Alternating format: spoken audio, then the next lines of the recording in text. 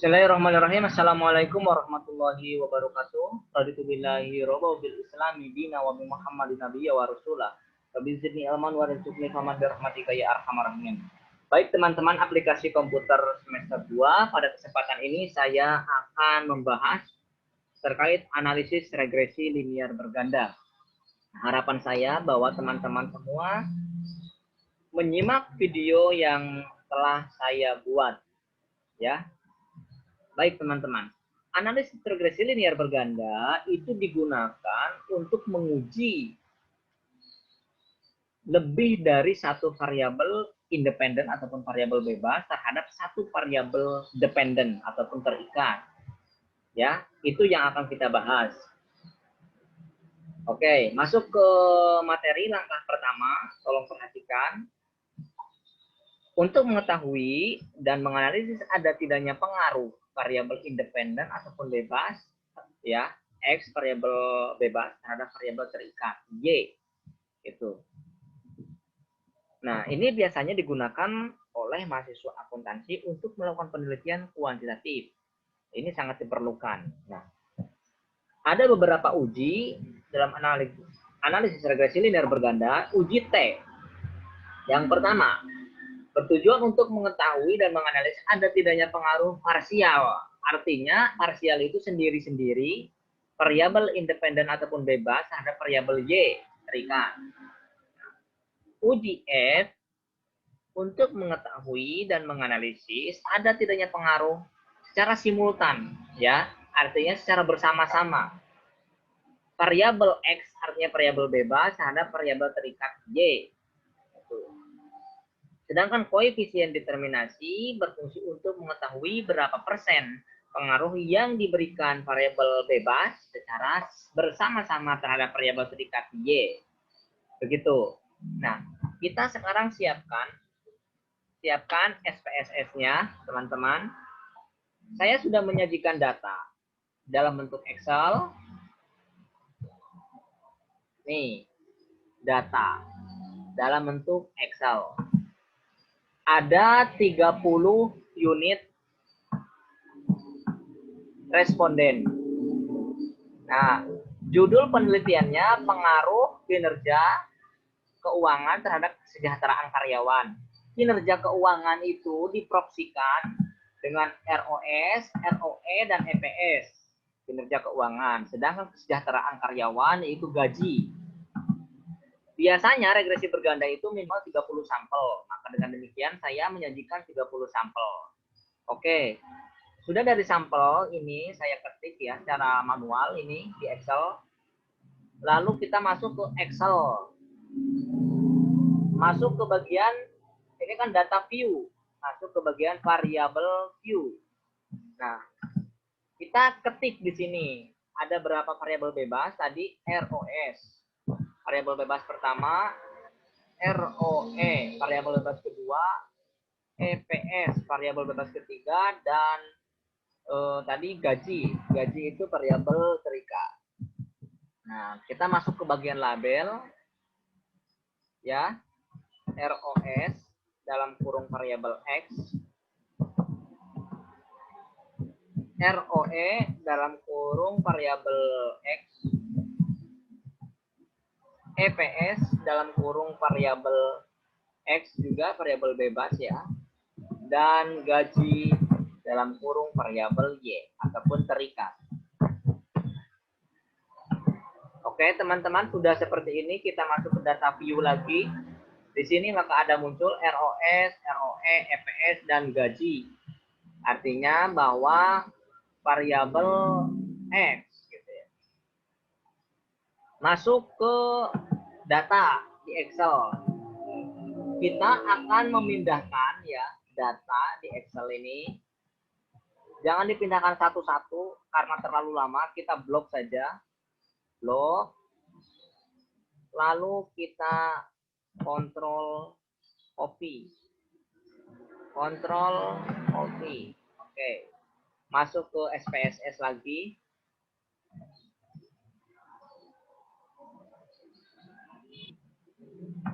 Oke, kita kontrol paste. Agak lemot ya teman-teman, mohon bersabar.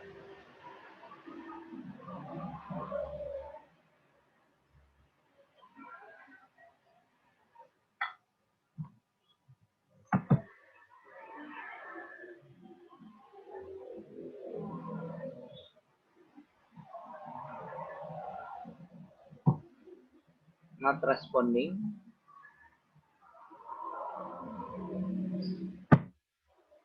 Nah, oke teman-teman, ini secara tadi sudah kontrol copy dan kontrol paste. Udah ada 30 sampel. Ini gaji 500. Itu per menit ya. 500, 550. Oke.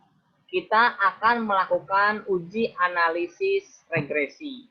Masuk ke bagian analis, lalu kita klik regresi dan klik linear. Ada di sini bagian variabel dependent dan independent. Dependennya itu gaji. Sedangkan yang lain 3, ROS, ROE, dan EPS itu masuk ke bagian independen. Artinya bahwa variabel ROS, ROE, dan EPS itu harapannya berpengaruh terhadap variabel dependen gaji. Jadi, semakin tinggi ROS, ROE, dan EPS itu akan mensejahterakan karyawan dalam bentuk gaji. Setelah ini, maka kita masuk klik OK. Ya.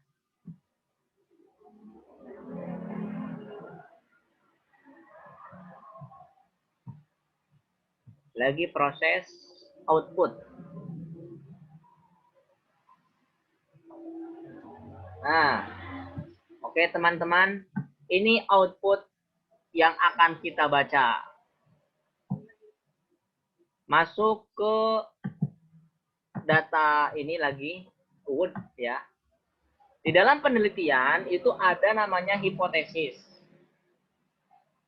H1 terdapat pengaruh ROS terhadap kesejahteraan karyawan. H2 terdapat pengaruh ROE terhadap kesejahteraan karyawan. H3 terdapat pengaruh earning per share terhadap kesejahteraan karyawan. Dan H4 terdapat pengaruh ROE, ROS, dan EPS terhadap kesejahteraan karyawan. Artinya bahwa teman-teman H1, H2, dan H3 itu inginnya berpengaruh secara parsial ataupun sendiri-sendiri. Sedangkan H4 itu berpengaruh secara simultan.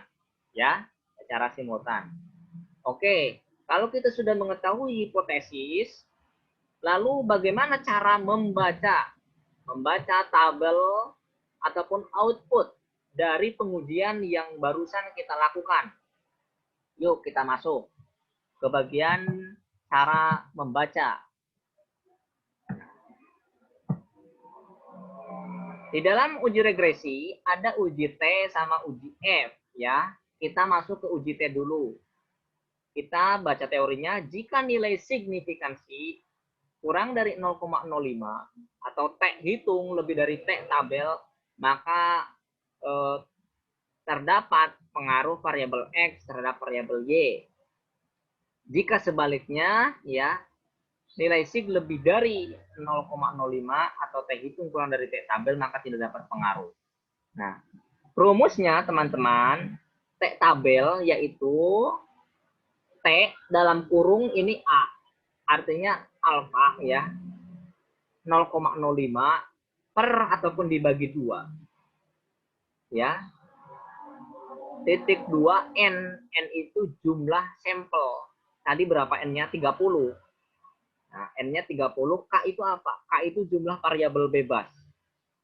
Jadi 30 dikurangi 3, berarti 27 dikurangi 1, berarti 26 ya. Jadi 0,05 dibagi 2 hasilnya 0,025. Terusan 26 ini dari mana? Dari tadi ini. 30 dikurangi 3 dikurangi 1 hasilnya 26. Jadi kita lihat di tabel T di titik 0,025 dan 26 ketemunya itu 2.056. Cara melihatnya gimana? Yuk kita masuk ke T tabel. Nah ini T tabel 0,025 di titik 26. Nah di titik 26 titik ini ya. 2056. Oke. Udah masuk ya, itu di bagian T. Lalu kita masuk ke bagian output. Nah, kita masuk. Tadi teorinya menyatakan bahwa jika nilai sig kurang dari 0,05. Nah, bagian ini ya teman-teman. Koefisien. Ini uji T itu. Nih. Nah, ini nilai signifikansi.